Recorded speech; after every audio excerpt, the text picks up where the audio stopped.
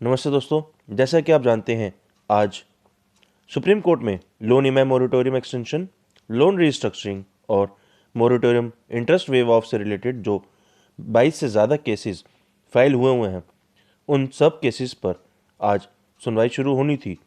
आज दोपहर 2:30 पर यह शुरू हुई। सबसे पहले आरबीआई की तरफ से एडवोकेट गिरी जी ने कहा कि 6 अगस्त के सर्कुलर को चैलेंज करने के लिए सुप्रीम कोर्ट में जो केस फाइल हुए हैं वो ध्यान रखें कि ये आरबीआई का सिर्फ एक सर्कुलर ही नहीं है, ये एक क्लॉज भी है। हमने ऑलरेडी रेजोल्यूशन फ्रेमवर्क के अंदर बोरोवर के लिए जो स्पेशल एलिजिबिलिटी है वो ऑलरेडी डिसाइड कर रखी है कि बोरोवर कहाँ कहाँ से रिलीफ ले सकता है। इसके बाद सीनियर एडवोकेट हरीश साल्वे जो आईबीए की तरफ से केस लड़ रहे हैं, उन्होंने कहा कि रेजोल्यूशन क्या है। बैंक्स का एनपीए बहुत ज़्यादा बढ़ चुका है। यदि सुप्रीम कोर्ट इंटरिम ऑर्डर वापस नहीं लेता है तो बैंक्रप्सी का जो कोड है, बैंक उसको यूज़ करने लगेंगे, चाहे उनका यूज़ सुप्रीम कोर्ट में हो या उसके बाहर। उसके बाद CREDAI क्रेडाई के जो लॉयर हैं, उन्होंने बोला कि बैंकों ने जो लोगों को राहत दी है वो काफ़ी नहीं है। बैंकों को, ब्रोकर्स को और भी कुछ राहत देनी पड़ेगी क्योंकि कई लोगों के पास अभी पैसा नहीं है। उसके बाद जस्टिस रेड्डी जी ने कहा कि डिज़ास्टर में गवर्नमेंट का क्या क्या करना चाहिए और क्या क्या नहीं किया। उसके बाद एडवोकेट साल्वे जी ने अपना पॉइंट रखते हुए कहा कि गवर्नमेंट को सभी सेक्टर्स पर ध्यान देना चाहिए, ना कि सिर्फ किसी पर्टिकुलर सेक्टर पर।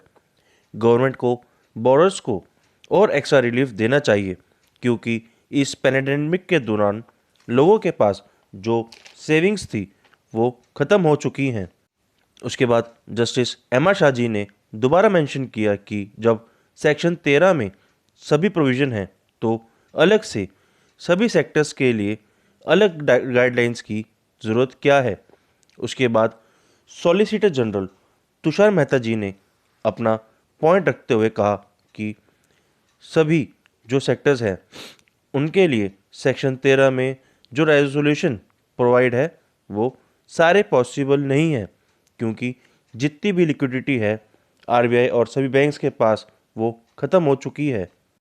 उसके बाद एडवोकेट हरीश साल्वे जी ने बोला कि आर्टिकल 14 में जो उल्लंघन की बात करी गई है, जो झूठा आरोप है, इस पर केस फाइल किया हुआ है।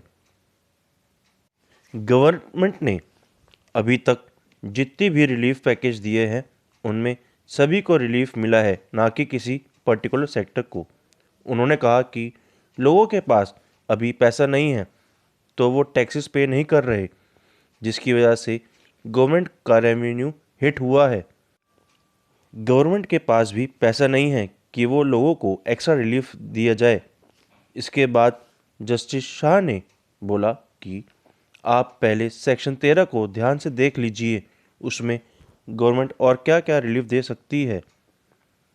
उसके बाद एडवोकेट साल्वे जी ने अपना पॉइंट रखते हुए कहा कि बोरोर को रिलीफ के लिए हमने मोरेटोरियम भी दिया, फिर कंपाउंड इंटरेस्ट को भी माफ़ किया, लोन रीस्ट्रक्चरिंग का ऑप्शन दिया। मोरेटोरियम देने के बाद भी कई लोगों ने मोरेटोरियम नहीं लिया, इवन 50% लोगों ने नहीं लिया।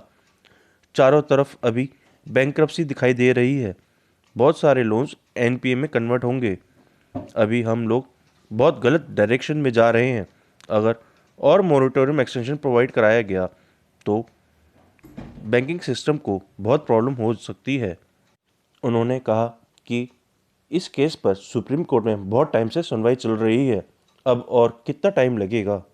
बैंक्स क्लियर नहीं कर पा रहे हैं कि कौन से लोन को एनपीए करना है या नहीं करना, और ना ही बोरोर को इसका कोई फ़ायदा मिल रहा है।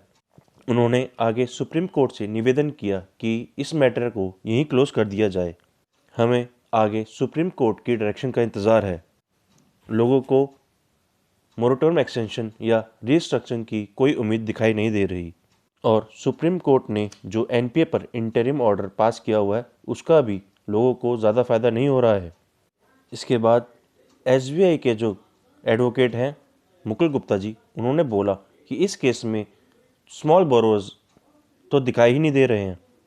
जो स्मॉल बोरोअर्स हैं वो हमारे देश की फाइनेंशियल सिस्टम की रीढ़ की हड्डी हैं और वो दिखाई नहीं दे रही हैं। उन्होंने बोला कि हम लोगों को पूरा ब्याज माफ़ नहीं कर सकते क्योंकि जिन लोगों ने बैंक में अपना पैसा डिपॉजिट करा रखा है हम उस पर उनको ब्याज कैसे देंगे। उन्होंने आगे बोला कि कोरोना महामारी लगभग ख़त्म होने की कगार पर है और मेडिसिन भी आने वाली है। तो ये आज की पूरी कार्रवाई थी। सुप्रीम कोर्ट कल मतलब 17 दिसंबर को फिर से इससे आगे सुनवाई शुरू करेगा।